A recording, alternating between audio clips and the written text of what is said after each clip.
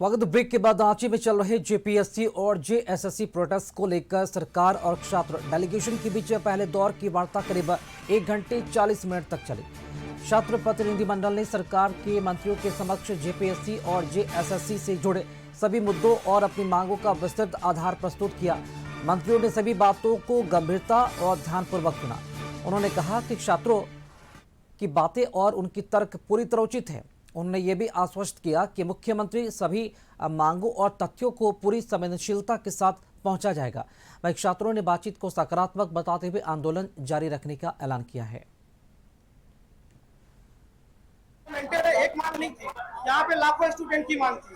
जेबीएससी JSSC reform इसकी नामी है। उस दोनों एजेंसी के द्वारा जितने एग्जामिनेशन लिए गए थे, जितने त्रुटियां थी, जितने भ्रष्टाचार थे, सभी मांगों को हमने उन्हें स्पष्ट रूप से दे दिया।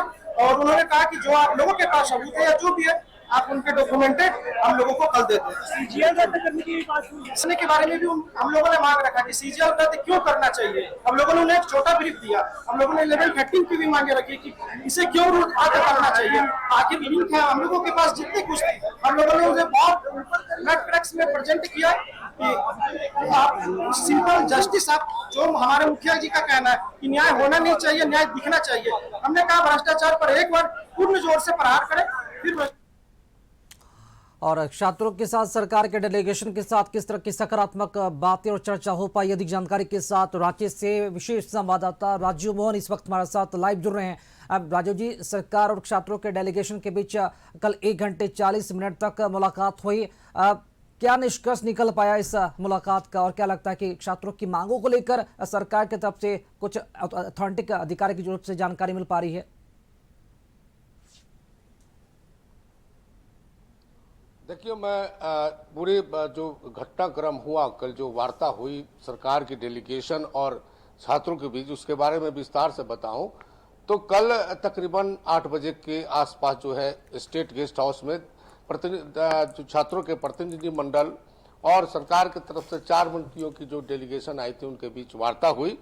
वार्ता के बारे में कहा गया छात्रों की तरफ से भी और जो मंत्रियों की जो डेलीगेशन थी कि वार्ता सकारात्मक रही।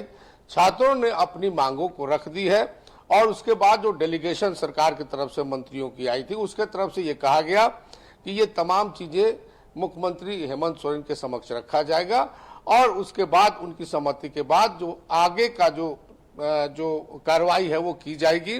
तो संभावित है कि जो वार्ता हुई है वो सकारात्मक हुई है, लेकिन हो सकता है कि इस वार्ता के बाद एक दूसरा वार्ता जो है भी हो सकता है, यानी फिर से एक वार्ता जो है छात्रों के प्रतिनिधि मंडल और जो सरकार के डेलीगेशन है मंत्रियों का, उनके बीच होने की बात बताई जा रही है।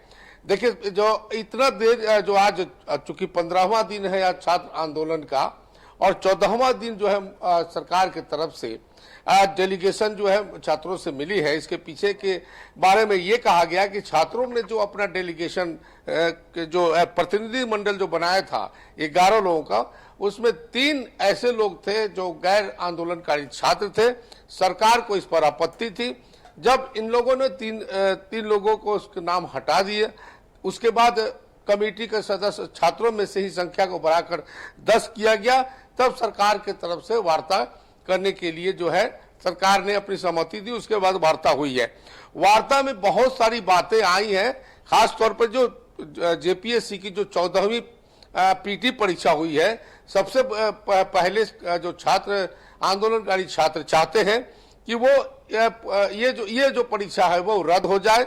उसके अलावा इससे पहले जितनी परीक्षाएं हुई हैं उसमें भी अच्छी तरीके से जांच हो और जो लोग इसके दोषी हैं उनको कड़ी से कड़ी सजा मिले। और उसके बाद का जो सबसे बड़ा डिमांड जो सरकार के तौर पर जो छात्रों ने रखा है सरकार के सामने, वो ये कि जो जेपीएससी है या जेएसएससी है या सीजीएल है, ये तमाम जो झारखंड में संस्थाएं हैं परीक्षा लेने वाले, प्रतियोगिता परीक्षा लेने वाले, इन तीनों के जो सिस्टम है और जो व्यवस्थाएं हैं उसमें भ्रष्टाचार है, उसमें बहुत सारी गड़बड़ियां हैं, उसको रिफॉर्म्स किया जाए। यानी ये बड़ा मांग छात्रों ने रखा है कि आने वाले छात्रों के भविष्य के साथ किसी तरह का खिलवाड़ न हो, उसको लेकर छात्रों ने सरकार के समक्ष ये सारी बातें रखी हैं। लेकिन उसमें कुछ तकनीकी बातें भी हैं जिस पर सरकार की तरफ से कहा गया है कि उसे भी छात्र जो हैं अपना जो लिखित जो आवेदन जो मांग पत्र दी गई है उसमें उसको शामिल करके उसे जो है प्रतिनिधि मंडल सरकार के डेलीगेशन को दे। तो ये तमाम बातें हुई है। प्रयास ये किया जा रहा है कि जल्द से जल्द सरकार के प्रतिनिधि मंडल और छात्रों के प्रतिनिधि मंडल के बीच में सहमति बन जाए। इसके साथ ही छात्रों ने ये कहा है कि जब तक सहमति अंतिम दौर में फाइनल नहीं हो जाता है तब तक न सिर्फ उनका प्रदर्शन जारी रहेगा बल्कि 10 अगस्त को जो छात्र आंदोलनकारी छात्रों ने कहा है कि विधानसभा का घेराव करेंगे तो उस पर वो अभी भी अडिग है। अगर 10 अगस्त तक सरकार ने कोई निर्णय नहीं लिया तो निश्चित तौर पर फिर जो अगले सोमवार को 10 अगस्त को जो है ये जो आंदोलनकारी छात्र हैं वो विधानसभा का घेराव करेंगे। तो इस तरह से पूरी जो घटनाक्रम कल हुआ और जो वार्ता हुई उसका जिस यही है कि सरकार की तरफ से भी कहा जा रहा है कि जल्द से जल्द इसमें फैसला लिया जाएगा। ये पहली बार हुआ है कि सरकार और छात्रों जो इतने दिनों से जो आंदोलन चल रहा था तो प्रतिनिधि मंडल की मुलाकात हुई है, लेकिन इस मुलाकात का नतीजा क्या होगा यह अब बहुत ही इंपॉर्टेंट है। इस पर सबकी निगाहें टिकी है और सरकार को जल्द से जल्द इस पर फैसला लेना होगा।